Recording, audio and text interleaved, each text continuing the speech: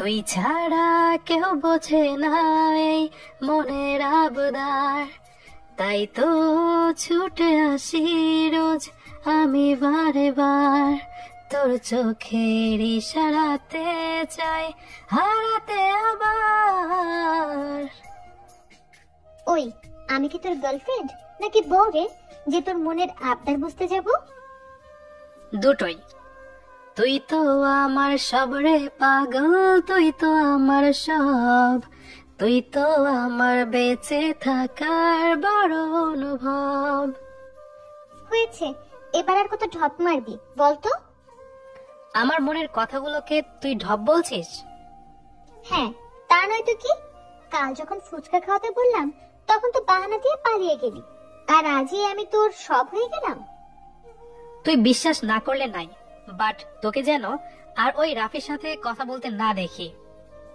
ওই শোন, রাফি আমার চাচাতো ভাই হয়, ওকে নিয়ে আমার সম্পর্কে একদম বাজে কথা বলবি না, বলে দিচ্ছি। বাহ, প্রেমিকের নাম বলতেই নিজের আসল রূপ দেখিয়ে দিলি। তানভীর কুত্তা, আরেকবার রাফিকে আমার প্রেমিক বললে খুব খারাপ হবে। ওকে যা, বলবো না, বাট রাফি কিন্তু সত্যি তোকে পছন্দ করে। করলে করবে তো, তোর কি? আমার কি মানে? তুই শুধু আমার বউ, ওর সাথে কথা বললে তোর চুল টেনে ছিঁড়ে ফেলবো। ওই, সবসময় তো বউ করিস কেন? তোর জন্য আমি কোনো ছেলের সাথে রিলেশন করতে পারি না, ওরা আমাকে দেখলেই ভাবি বলে ডাকে। কেন, তোর খুব শখ না অন্য ছেলের সাথে ইটিস পিটিস করতে? আমি খুব রেগে কথাটা বললাম। নীলা আমার কথা শুনে শাকচুনি মার্কা হাসি হেসে বলল, রে, খুব ইচ্ছে তোকে দেখিয়ে দেখিয়ে বয়ফ্রেন্ডের সাথে রোমান্স করার। আমি নীলার কথা শুনে অগ্নিদৃষ্টিতে ওর দিকে তাকালাম, কিন্তু সে আমার এমন চাহনিতে ভয় না পেয়ে আবারও বেশি করে হাসছে। এমন সময় সামনের দিকে তাকাতে দেখি আব্বু আসছে। আমি আর নীলা এতক্ষণ মাঠে ঘাসের উপর বসে আড্ডা দিচ্ছিলাম। আব্বুকে দেখেই নীলাকে ধাক্কা মেরে ফেলে দিয়ে ওর উপর শুয়ে পড়লাম। পাশে কিছু ঝোপঝাড় থাকায় আব্বু আমাদের দেখতে না পেয়ে পাশ দিয়ে চলে গেল। এদিকে আমি নীলাকে ফেলে দিয়ে ওর উপর শুতেই তার ওই সুন্দর মায়াবী মুখের দিকে চোখ দুটো আটকে গেল। আমি তার মুখের দিকে মুগ্ধ দৃষ্টিতে তাকিয়ে আছি। সে তার চোখ দুটো বন্ধ করে রেখেছে। কিছুক্ষণ পর চোখ মেলে আমার দিকে তাকাতেই লজ্জায় চোখ বন্ধ করে আমাকে ধাক্কা মেরে ফেলে দিল। তারপর মুখে কিছুটা রাগের ছাপ নিয়ে আমার বুকে একটু জোরে কিল মেরে বলল, ওই কুত্তা, আমাকে এভাবে ধাক্কা মেরে হাবলার মতো তাকিয়েছিলি কেন? তোর শ্বশুর পাশ দিয়ে যাচ্ছিল তাই। মানে, তুই কি বলতে চাচ্ছিস? আব্বু বাজার থেকে বাড়ির দিকে যাচ্ছিল। এখন যদি তোর সাথে আমাকে দেখে ফেলে তখন কি হবে, তাই লুকিয়েছিলাম। হ্যাঁ, বুঝলাম, কিন্তু আমার দিকে হাবলার মতো তাকিয়ে থাকার মানে কি? নীলা কিছুটা লজ্জা পেয়ে কথাটা বললেও আমাকে বোঝাতে চাইছে সে রেগে আছে। আমিও তাই মুচকি হেসে নীলাকে বললাম, আমি আমার বউটাকে দেখছিলাম, তার চোখে কত মায়া, এক অন্য জগতে হারিয়ে গেছি, তাই বুঝতে পারিনি। ওই, তোরে বলছি না সবসময় বউ বউ করবি না? এই, আমি কি তোরে বলছি নাকি? আমি তো আমার ফিউচার বউরে কথাগুলো বলেছি। তোর মতো পেতনিকে রাফির সাথেই ভালো মানাই। হ্যাঁ, আমি তো পেতনি। থাক তুই, আমি গেলাম। আরে কই যাস, দাঁড়া। নীলা আমার কোনো কথা না শুনেই মন খারাপ করে চলে গেল। আমি মুচকি হেসে বাসার দিকে যাচ্ছি, এমন সময় কে যেন আমার পায়ে ল্যাং মেরে ফেলে দিল। কোন শালাই রে? কথাটা বলেই উঠে দাঁড়িয়ে দেখি শালা সিজান আর আবির হাসতে হাসতে ঢলে পড়ছে। এ তো দেখছি শালা না, শালারা। ওই শালা হারামির দল, আমাকে ল্যাং মারছিস কেন? আমার বোন মন খারাপ করে বাসায় ফিরছে তাই। তোর বোন মানে নীলার কথা বলছিস? ইয়েস দুলা ভাই, তুই যাকে বিয়ে করবি সেই আমার বোন। হ্যাঁ জানি, বাট ওর মন খারাপ তোদের কে বললো? আমি খুব অবাক হয়ে কথাটা বললাম। ওই শালারা আবার আমাদের উপর নজর রাখেনি তো? দুজনেই আমার কথায় দাঁত বের করলো। সাথে সাথেই আমি ওদের দুজনকে দুইটা লাথি দিলাম। শালা হারামি, তোরা আমাদের পার্সোনাল বিষয়ে কেন ঢুকেছিস? বন্ধু, ফ্রিতে সিনেমা দেখার চান্স বাঙালি কখনোই ছাড়ে না, জানিস তো। ওকে, আমিও সাদিয়াকে কথাটা বলে আসি। তার বয়ফ্রেন্ড অন্যদের রোমান্স কিভাবে দেখে। এই হারামি, একদম ওকে বলিস না। সে যদি জানতে পারে আমার মাথা চুল সব টেনে ছিঁড়ে ফেলবো, তখন আমি আর কারো সামনে মুখ দেখাতে পারবো না। ওকে, বলবো না, বাট আজ তুই আমাকে আর আবিরকে রেস্টুরেন্টে নিয়ে গিয়ে ট্রিট দিবি। ওকে, ডান। চলুন সিজান প্লাস সাদিয়ার কিছু কথা বলি। সাদিয়া আমার এক দুঃসম্পর্কের চাচাতো বোন। একবার সাদিয়া আমাদের বাসায় বেড়াতে আসলে সিজান সাদিয়াকে দেখেই ওর প্রেমে পড়ে যায়। সাদিয়ার সাথে আমার সম্পর্ক বন্ধুর মতো। সিজানের থেকেও বেশি আমাকে বিশ্বাস করে। তাই সিজানকে কন্ট্রোলে রাখা আমার কাছে খুবই ইজি। শালা প্রেম করেও আজ পর্যন্ত আমাদেরকে ট্রিট দেয়নি, তাই ওকে ট্রাফে ফেলে ট্রিট নিচ্ছে। রাতে নীলাকে কল দিচ্ছি, কিন্তু পেতনিটা ধরছে না। আমি ওদের বাড়ির পাশ দিয়ে যাচ্ছিলাম, তাই একটু নীলার সাথে দেখা করতে চাইছি। হঠাৎ ওদের বাগানের দিকে চোখ পড়তে দেখি নীলা ও তার চাচাতো ভাই রাফি বাগানে দাঁড়িয়ে গল্প করছে। এসব দেখে আমার মাথায় যেন আকাশ ভেঙে পড়লো। আমি নিজের চোখকেও যেন বিশ্বাস করতে পারছি না। নীলাকে রাগানোর জন্যই আমি বলতাম রাফি ওর বয়ফ্রেন্ড, কিন্তু সত্যি যে সে আমার সাথে এমন করবে তা আমি ভাবতে পারিনি। সেখানে আর না দাঁড়িয়ে ফোনটা সুইচ অফ করে পকেটে ঢুকিয়ে অন্ধকার রাস্তায় হাঁটছি। আমি আর নীলা ক্লাস 6 থেকেই বেস্ট ফ্রেন্ড। নীলা জানে আমি তাকে সত্যি খুব পছন্দ করি, কিন্তু তাকে অনেকবার বলেছি, কিন্তু নীলা সরাসরি কোনো রিপ্লাই দেয়নি। তার আচরণে বুঝতাম সেও আমাকে পছন্দ করে। নীলা যে সত্যি রাফিকে ভালোবাসে সেটা আমি আজ নিজের চোখেই দেখলাম। কিছুক্ষণ পরে বুকে কেমন যেন ব্যথা লাগলো। অনেক কষ্টে বাসায় আসতেই আম্মু আমার এই অবস্থা দেখে আব্বুকে বললে আব্বু ডাক্তার ডেকে আনেন। ডাক্তার এসে কিছু ওষুধ দিলে অনেকটাই আরাম পাচ্ছি। ঘুম থেকে উঠেই দেখি সকাল 11টা বেজে গেছে। উঠে বসতে দেখি সিজান সোফায় বসে আছে। আমি ওকে দেখে বললাম, কিরে হারামি, তুই কলেজে না গিয়ে এখানে কি করছিস? তার আগে বল, তোর রাতে কি হয়েছিল? আমি সিজানের কথায় মন খারাপ করে বললাম, নীলার জন্য। সে রাফিকে ভালোবাসে। কি বলছিস? তোর কোথাও ভুল হচ্ছে। নীলা তোকেই ভালোবাসে। আর নীলাই তো আমাকে বলল তোর ফোন বন্ধ পাচ্ছে। ও তো এখানে আসতে পারবে না, তাই আমি আসলাম। হ্যাঁ, হবে হয়তো। বিষ্টু ভেবে জানতে চেয়েছে। তারপর ওকে কাল রাতের কথাগুলো খুলে বললাম। আচ্ছা, আজ নীলা কলেজে যায়নি, তুই আয়, আজ সামনাসামনি জিজ্ঞেস করবি ও তোকে ভালোবাসে নাকি রাফিকে। আমি সিজানের সাথে যেতে না চাইলেও শালা হারামি আমাকে জোর করে মাঠের কাছে নিয়ে আসলো। সেখানে নীলা অনেক আগে এসে দাঁড়িয়ে আছে। আমাদের দিকে তাকাতে দেখি তার মুখে চিন্তার ছাপ। নীলা, তানভীর বলল তুই নাকি রাফির সাথে রিলেশনে আছিস। ও তো সব সময় আমাকে রাগানোর জন্য এসব বলে, তুইও ওর কথা বিশ্বাস করছিস? সিজান, আমি এসব শুনতে চাই না। তুই তাকে জিজ্ঞেস কর সে আমাকে ভালোবাসে কিনা, আর বাসলেও কাল বাগানে রাফির সাথে কি করছিল। আমার কথা শুনে নীলা মুহূর্তের মধ্যে রেগে সিজানকে একটু দূরে যেতে বলে আমার শার্টের কলার খামচে ধরে বলল, ওই কুত্তা, তুই কি শুরু করছিস? হ্যাঁ, এমনিতে বলিস কিছু মনে করি না, বাট সিজনকে কেন বলছিস আমি রাফিকে ভালোবাসি? বাহ, তুই বাগানে বসে চাচাতো ভাইয়ের সাথে রোমান্স করবে আর আমি বললেই দোষ? এই, এবার কিন্তু তোর গলা টিপে মেরে ফেলবো। কুত্তা, তুই আমার কথা চাল চলনে তোর উপর মুচকি হেসে অভিমান করলেও বুঝিস না আমি তোকে ভালোবাসি। ভালোবাসি না বললে কি ভালোবাসা যায় না? তাহলে কাল আমি যখন কল দিচ্ছিলাম সেটা না ধরে রাফির সাথে কি করছিলে বল?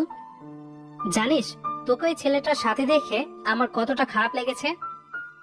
আরে বোকা, আমি ওর সাথে তোকে নিয়েই কথা বলছিলাম। নীলা আমার কলার ছেড়ে গলা জড়িয়ে ধরে কথাটা বলল। মানে? মানে আমি কাল রুমে ফোন রেখে বাগানে এসে দেখি রাফি দাঁড়িয়ে আছে, তাই ওকে বলেছিলাম আমি তোকে ভালোবাসি। তাই রাফি যেন আমাকে ভুলে যায়, কারণ রাফি যখন আমার আশেপাশে থাকে তখন এই পাগলটা যে খুব কষ্ট পায়। কিন্তু আমার পাগলটা যে দূর থেকে দেখে বুকের বাম পাশে খুব ব্যথা অনুভব করছিল, সেটা তো আমি বুঝতে পারিনি। আচ্ছা, খুব খুব সরি, আমার জন্যই তোমাকে খুব কষ্ট পেতে হয়েছে। প্লিজ আমাকে ক্ষমা করে দাও। আমি নীলার কথা শুনে মাথা নিচু করে নিচের দিকে তাকালাম। সত্যি এভাবে তাকে ভুল বোঝা ঠিক হয়নি, কারণ আমি জানতাম সেও আমাকে ভালোবাসে। নীলা আমার দুগালে হাত রেখে আলতো করে আমার কপালে চুমু এঁকে দিল। এই, একদম মন খারাপ করবে না, ওকে? ওকে। তুমিও আর আমাকে না বলে কারোর সাথে কথা বলতে যাবে না। ওকে, যাব না। এখন ছাড়ো, সেজান আমাদের দেখে ফেলবে। না, ও দেখবে না, কারণ ধরা খেলে ওর গার্লফ্রেন্ড ওকে ইচ্ছে মতো ধোলাই করে টাকলা বানিয়ে দেবে। আমার ননদ বলে কথা। তাহলে আমার বউ বলে নিজেকে মেনেই নিলে? সেটা তো অনেক আগেই নিয়েছি, শুধু প্রকাশ করিনি এতদিন। এই বলে নীলা আমার নাক ধরে হালকা টান দিয়ে আবারও শক্ত করে জড়িয়ে ধরলো। তখনই ফোনটা বেজে উঠলো। তাকেই দেখি সিজান। কিরে হারামি, কিছু বলবি? বলছি, তোদের রোমান্স করা হয়ে গেলে আমি কি আসতে পারি? অন্যদিকে তাকিয়ে থাকতে থাকতে বোর হয়ে গেছি। ওকে, আর 2 মিনিট পরে আয়। যা শালা, বিয়ের জন্য তো কিছু বাকি রাখ। সিজান কথাটা বলতেই আমি কল কেটে দিয়ে নীলার দিকে তাকালাম। তখনই নীলা বলল, এই, তুমি এভাবে তাকাচ্ছ কেন? সেজান ফোনে কি বললো? বলল এত রোমান্স না করে বাসরাতের জন্য কিছু জমিয়ে রাখতে। নীলা কথাটা শুনে লজ্জায় লাল হয়ে বলল, ওই কুত্তাটা দিন দিন খারাপ হয়ে যাচ্ছে, সব সময় শুধু বাজে কথা বলে। এই, এখন আমি যাই। আম্মু চাচিমার সাথে রাফির নানার বাড়ি বেড়াতে গেছেন, বাসায় কেউ নেই। আচ্ছা ঠিক আছে, যাও, তবে আমি কিন্তু কল দিব। ঠিক আছে, আল্লাহ হাফেজ। আল্লাহ হাফেজ, লাভ ইউ। কথাটা বলতেই নীলা চলে গেল। নীলা যেতেই সিজান আমার সামনে এসে দাঁড়ালো। শালা হারামি, তোর জন্য ফ্রি সিনেমা মিস করতে হলো। দাঁড়া, আমি সাদিয়াকে বলি সিজান আজ তোকে সিনেমা দেখতে নিয়ে যাবে। সত্যি বলবি? ভাই প্লিজ বল না আসতে। কতদিন হলো তাকে সামনাসামনি দেখিনি। ওকে, বলবো। এখন বাসায় যা, বিকেলে বাইক নিয়ে ওদের বাসার সামনের রাস্তার মোড়ে গিয়ে দাঁড়িয়ে থাকবি। থ্যাংক ইউ দোস্ত। আই, তোরে সিগারেট খাওয়াই। আমার ফোন কিন্তু হাতেই আছে। ফোনের কথা বলতেই সিজান চোখের নিমিষেই গায়েব হয়ে গেল। শালা হারামি যে সিগারেট খাই এটা আমি আর আবি ছাড়া তেমন কেউই জানে না, এমনকি সাদিয়াও না। বিকেলে সিজান আমার কথা মতো সাদিয়াদের বাসার সামনে দাঁড়িয়ে আছে। আমি দুপুরের পরে আম্মুর সাথে সাদিয়াদের বাসায় বেড়াতে গিয়েছিলাম। তখনই ওকে বলে সিজানের সঙ্গে পাঠিয়ে দিলাম। আর কিছুক্ষণ পরে নীলা ফোন করে রাগী গলায় বলল, ভালোই তো নিজের বন্ধুকে তার গার্লফ্রেন্ডের সাথে সিনেমা দেখাতে পাঠিয়ে দিয়েছেন। এই, তুমি কিভাবে জানলে? আমাকে সিজন বলেছে। তুমি এক্ষুনি আমাদের বাসার সামনে আসো, আর কিছুক্ষণ পরেই সিনেমা শুরু হয়ে যাবে। লেট করলে একদম তোমার জন্য ভালো হবে না। সিজন আমাদের দুজনের জন্য টিকিট কেটেছে, 1.5 ঘন্টা পরে সিনেমা শুরু হবে। কিন্তু জান, আমি তো সাদিয়াদের বাসায়। সেটা আমি জানতে চাইনি, তুমি এক্ষুনি আসো, আমি রেডি হচ্ছি। এই বলে নীলা কলটা কেটে দিল। এই সিজন শালার খেয়ে দেয়ে কাজ নেই। হারামি আমার জানটাকে বলে দিছে আমি ওদের সিনেমা দেখতে পাঠিয়েছি। তখনই আম্মু বলল আজ নাকি আম্মু এখানে থাকবে, তাই আমি আম্মুকে বলে বাইক নিয়ে নীলাদের বাড়ির সামনে এসে দাঁড়ালাম। লাভ ইউ বাবু, তুমি অনেক ভালো boyfriend. Love you too baby, তুমি খুব দুষ্ট আর রাগী গার্লফ্রেন্ড। এই, কি বললে? আমি খুব রাগী? আরে না, আমি মজা করে বলেছি। এখন আসো, তোমাকে ফুচকা খাওয়াবো। সত্যি? হ্যাঁ। নীলা বাইকে বসে আমাকে আলতো করে জড়িয়ে ধরলো। আসলে নীলা যখনই ফুচকা খেতে চাই সেদিনই দুর্ভাগ্যবশত আমার পকেট খালি থাকে, তাই বাহানা দিয়ে পালিয়ে যায়। শত হোক গার্লফ্রেন্ডের কাছে তো আর পকেটের অবস্থা বলতে পারি না। এভাবেই কাটছে আমাদের দিনগুলো। এর মধ্যেই আব্বুর কাছে ধরা খেয়েছি। পরে আব্বু আমাদের সম্পর্কটা মেনে নিয়েছে। এখন শুধু পড়াশোনা শেষ হওয়া বাকি। আই তানভীর, সিজন নাকি সিগারেট খায়? খাই, বাট তুমি কিভাবে জানলে? নীলা আমার কথার কোনো উত্তর না দিয়ে আমার শার্ট খামচে ধরে তার কাছে নিয়ে কড়া কণ্ঠে বলল, এই, তুমিও কি সিজানের সাথে সিগারেট খাও? কেন গো, তুমি বুঝো না আমি খাই কিনা? নীলা কিছু না বলে অন্যদিকে তাকালো। তার চোখের কোণে পানি ছলছল করছে। আমি তাকে টেনে কাছে নিয়ে আসতেই সরে গেল। এই, আমাকে একদম টাচ করবে না। আমি জানি তুমিও সিগারেট খাও, কারণ তোমার বন্ধুও খায়। এই, তুমি আমার কাছে এসব বুঝো না? আমি এসব খাই না। বিশ্বাস না হলে একটা লিপ কিস করে চেক করতে পারো। সেটা কিভাবে? গন্ধ শুকে। আমার বলা শেষ হতেই নীলা আমার ঠোঁটে ঠোঁট মিলিয়ে দিল। এই মেয়েটা দেখছি সত্যি খুব সিরিয়াস। আলহামদুলিল্লাহ সিগারেট খায়নি, তা না হলে ও নিশ্চয়ই ব্রেকআপ করে ফেলতো। ছোট থেকেই নীলা এসব সিগারেট খোরদের একদম দেখতে পারে না। আমিও তার মতোই সেম। টাকা দিয়ে ধোয়া গেলার মতো বোকা আমি না। প্রায় 2 মিনিট পর নীলা আমাকে ছেড়ে দিয়ে মুচকি হাসলো। তখন আমি নীলাকে বললাম, কি হলো, বিশ্বাস হয়েছে? তুমি খুব খুব ভালো। তাই? হ্যাঁ, তাই। তাহলে আরেকটা কিস দাও। না বাবু, আমার লজ্জা করে। তাহলে তখন যে দিলে?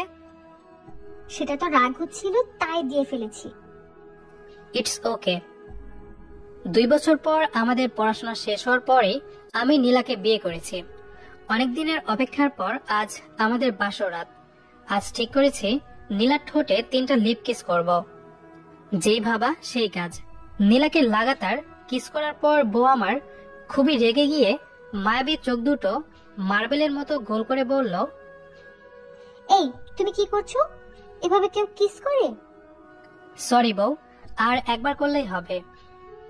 তুমি যদি আর একবার কিস করতে আসছো তো আমি এক্ষুনি অন্য রুমে গিয়ে ঘুমাবো। ওকে, আর লাগবে না। এবার ঘুমাও, আমার খুব ঘুম পাচ্ছে। কি? তুমি এখন ঘুমালে বিড়াল মারবে কে? বিড়াল? এই বিড়াল আবার আমার রুমে কখন আসলো? দাঁড়াও, আমি এক্ষুনি বের করছি। এই বলে আমি খাট থেকে নামতে যাব, তখনই নীলা আমার হাত ধরে হ্যাঁচকা টান মেরে বিছানায় ফেলে দিল। কুত্তা, বিড়াল তোর খুঁজতে হবে না, এখন চল বাসর করব। বাসর? সেটা আবার কি? এবার কিন্তু তুই বাসর রাতে বউয়ের হাতে মার খাবি। সরি বউ, একটু ফান করছিলাম। বিড়াল তো আমার সামনেই আছে। যাও তো, আর দুষ্টুমি করো না। ওকে সুইটহার্ট, লেটস স্টার্ট বেবি। এই বলে নেমে পড়লাম নতুন কোনো ইতিহাস গড়তে। আমার বউ দুষ্টুমি করতে মানা করেছে, তাই আমি এখন খুবই ভদ্র ছেলে। সো দুষ্টুমি অফ। তাই আপনাদের আর কিছু বলা যাবে না, না হলে আমার বউ খুব রাগী, বুঝেনি তো। সবাই ভালো থাকবেন আর আমাদের দুজনের জন্য দোয়া করবেন। আমরা যেন খুব তাড়াতাড়ি আরোহীর আব্বু আম্মু হতে পারি। আল্লাহ হাফেজ। আমাদের আজকের গল্পটি আপনার কাছে কেমন লেগেছে সেটি অবশ্যই কমেন্ট করে জানাবেন। দেখা হবে আবারও নতুন কোনো গল্প নিয়ে। সে পর্যন্ত আমাদের সাথেই থাকুন। ধন্যবাদ সবাইকে।